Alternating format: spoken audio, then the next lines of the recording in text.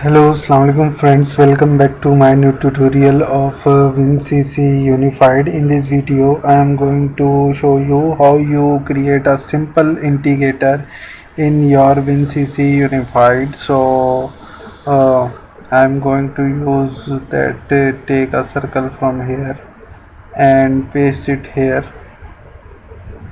I am going to show that the manual integrator is on and off. What is its conditions? So you will see the manual integrator and you will see the background color here it is showing. Now I'm going to give it a tag and I'm going to name that tag to also a manual button. Where is the manual button? Here, manual bit. And now I'm going to use that as a single bit. In the zero conditions it shows us red, and in the one conditions it shows us green. So I think it is now created, and now I'm going to save compile that project. After the compiling, then I will start a simulation. Now the project, I'm going to start a simulation here, so you will see that.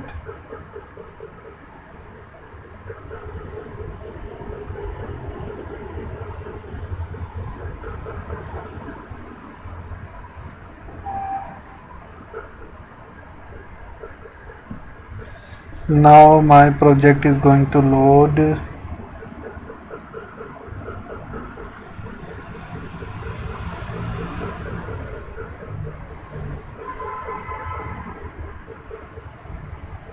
And I open my schematic runtime manager and refresh it to check my project is running or not.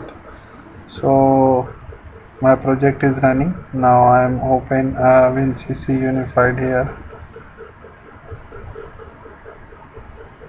You will see it shows a red, greens, reds, greens, reds.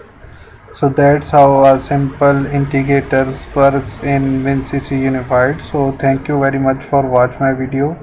Please subscribe my channel, like my video and click the bell icons, and in the description there is also my WhatsApp numbers and other video tutorials links.